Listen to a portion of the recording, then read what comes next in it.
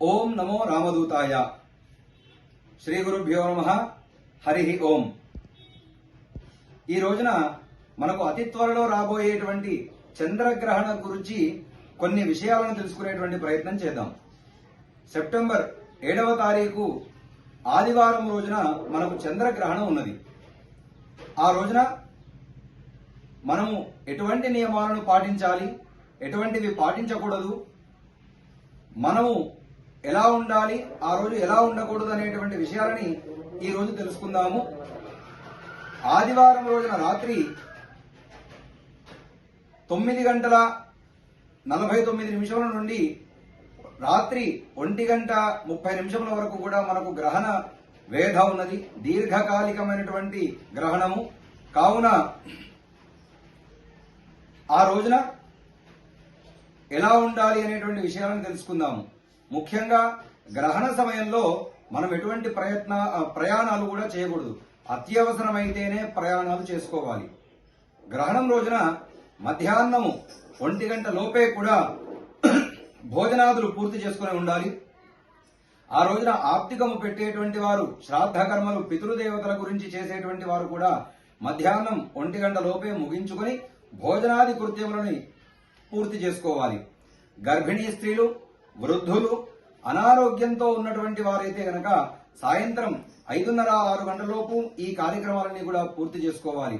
గ్రహణ సమయంలో నిద్రపోకుండా ఉండాలి.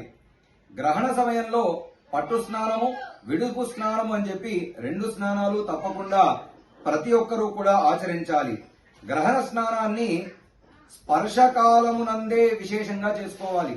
కొంతమంది ముందుగా స్నానం చేసి గ్రహణం ఆరంభం కాగానే జప తర్పణాది కృత్యములు ఆచరిస్తూ ఉంటారు. కానీ అలా చేయకూడదు. గ్రహణం ఆరంభం కాగానే మనం సూతకం వారితో సమానంగా ఉంటాము. కాబట్టి ఆ స్నానాన్ని గ్రహణం ఆరంభం అయిన తర్వాత చేసుకోవాలి. తరువాత గ్రహణ స్నానాన్ని సచేలముగానే చేయాలి. అంటే మనము ఏవైతే వస్త్రాలను ధరించి ఉంటామో ఆ వస్త్రాలపై నుండే మనం స్నానం చేసుకోవాలి.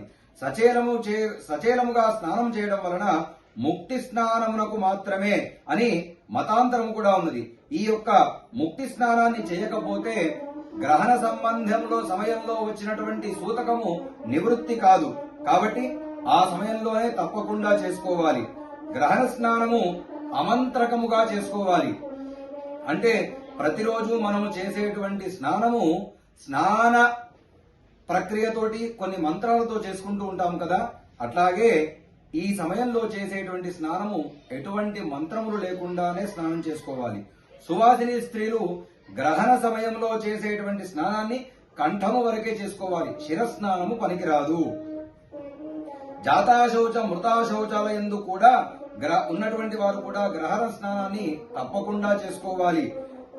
రజస్వల స్త్రీలు కూడా గ్రహణం నందు స్నానము చేసుకోవాలి అని చెప్పబడింది.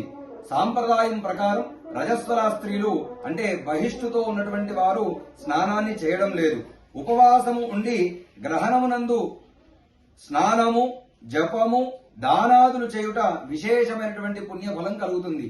మనము మామూలు రోజులలో 10,000 సంఖ్య జపము చేస్తే ఎటువంటి ఫలితం కలుగుతుందో గ్రహణ సమయంలో మనకు ఉపదేశం ఉన్నటువంటి మంత్రములు ఏవైనా సరే ఒక్కసారి చేస్తే అటువంటి పుణ్యఫలం కలుగుతుంది అని తెలుపబడింది.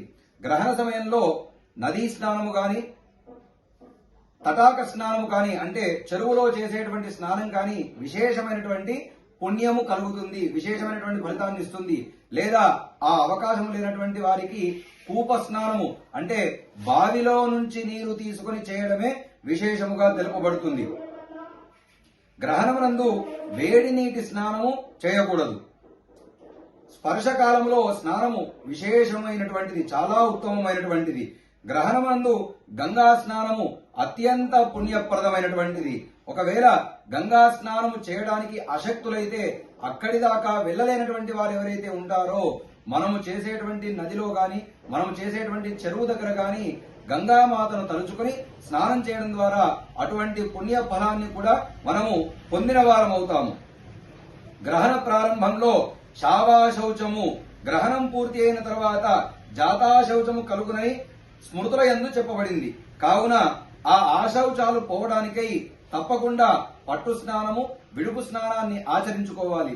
అట్లాగే ఈ యొక్క గ్రహణము కుంభరాశిలో వారికి ఉన్నందున ఆ కుంభరాశి వారు గ్రహణము పూర్తయినటువంటి మరుసటి రోజున బ్రాహ్మణ పూజ చేసి తరువాత రాహుగ్రహ ప్రీతికి మినుములు, వస్త్రము, చంద్రగ్రహ ప్రీతికి బియ్యము, తెలుపు వస్త్రము, వెండి నాగబింబము, వెండి చంద్రబింబము, శక్తి కలిగినటువంటి వారు స్వర్ణబింబము అనగా బంగారు రూపును, అట్లాగే ఫలదక్షిణాదులని ఆవు నేతిని కూడా దానము ఇచ్చి గ్రహణ శాంతి చేసుకోగలరని తెలియజేస్తూ ఓం నమో రామదూతాయ. సర్వే జనాః సుఖినో భవంతు.